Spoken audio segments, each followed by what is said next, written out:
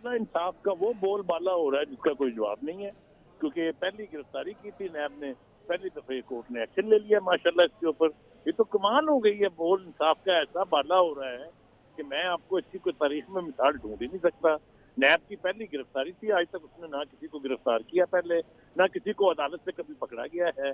एक माशाल्लाह एक नई तारीख लिखी जा रही है इंसाफ के हवाले से, तो लिखने दें जी, कोई रोक तो नहीं सकता ना उनको, क्योंकि इस गिरफ्तारी के बाद मुल्क का जो हाल हुआ है मजा ले। किसी जज ने एक लफ्ज कहा हो उसके ऊपर कि कल इस मुल्क में क्या क़यामत गुजरी है।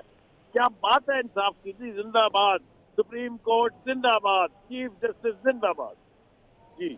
अच्छा बुखारी साहब, चीफ जस्टिस अतर मिनल्लाह की जानिब से अब ये भी कहा गया है कि इमरान खान को बुलाकर सरकारी इमलाक को तोड़ फोड़ रोकने की यकीन दहानी लेंगे।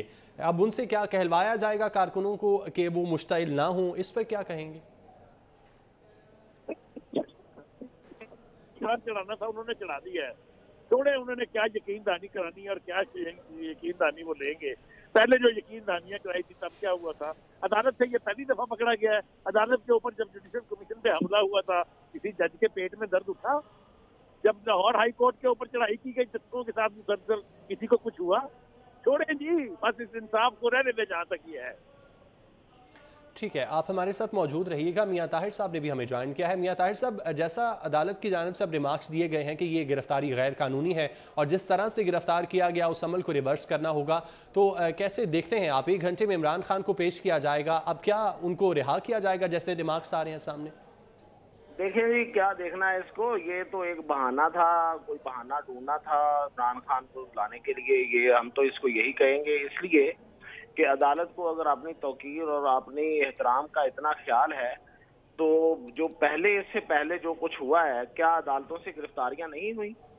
अच्छा, ग्लेयरिंग एग्जांपल जो है, जो नैब के हाथों हुई है, वो तो नैब और एएनएफ के हाथों हुई है, वो तो दो है ही है ना। मतलब ये कि जो हनीफ अब्बासी को रात 2 बजे अदालत से गिरफ्तार किया गया था, शर्जील मेमन को सिंध हाई कोर्ट से नैब ने गिरफ्तार किया था, उस वक्त तो किसी अदालत ने नहीं उठ के सामने आई और ये किसी ने नहीं कहा कि ये गैर कानूनी है।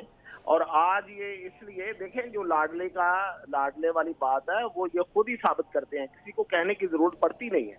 अब ये कहें जी कि अदालतों पे तनकीद है, तो ये फिर और क्या करें, इसके अलावा क्या बात करने वाली है? अभी कानून दान को एक को मैंने सुन रहा था, वो ये कह रहे थे कि अगर कोई एक्ट ओपान हो जाए, किसी कानून पे अमल दरामद हो जाए, उसको रिवर्स नहीं किया जा सकता। उसकी अगर वो गलत तरीके से हुआ है, उस तरीकेकार पे बात हो सकती है।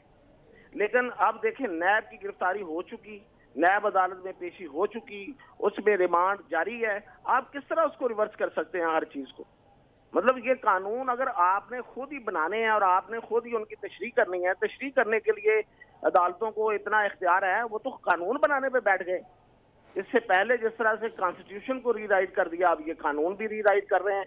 जिस तरह इन्होंने इलेक्शन कमीशन के फैसले में इलेक्शन कमीशन के सारे इख्तियार दे दिए थे और सारा इलेक्शन कमीशन का पूरा शेड्यूल इन्होंने अनाउंस कर दिया था उसमें। और फिर इलेक्शन कमीशन ने कहा इनको खत लिख के कि जनाब आपने कानून को रीराइट किया है, और सबको पता है कि इन्होंने आइन भी ये रीराइट कर चुके हैं। तो आज अतर मिनल्लाह की बारी आ गई है, कल कोई और था। तो मतलब ये कि जो उठेगा अपनी मर्जी का इस मुल्क में करेगा, कोई किसी कानून और कायदे का पाबंद ही नहीं है इस मुल्क में। ये अदालतें कहाँ से पाबंद आ गई? ये आपको क्या नजर आ रहा है? कानून का नाम लेके आप कानून को रीराइट करने बैठ गए कि आप किस तरह से एक काम जो हो चुका, एक प्रोसेस जो लीगल अडॉप्ट हो चुका, अब वो तरीकाकार उसका गलत है, उसके तरीकाकार पे देखना और बात, और उसके तरीकाकार पे देखने के बारे में भी कानूनदान कहते हैं कोई कानून मौजूद नहीं है। अगर कोई गिरफ्तारी हो जाती है, उसका तरीकाकार गलत था या सही था, अगर वो गिरफ्तारी हो गई और अदालत में पेश हो गया और वो सारा प्रोसेस अडॉप्ट हो गया, तो उसको आप किस तरह रिवर्स कर सकते हैं?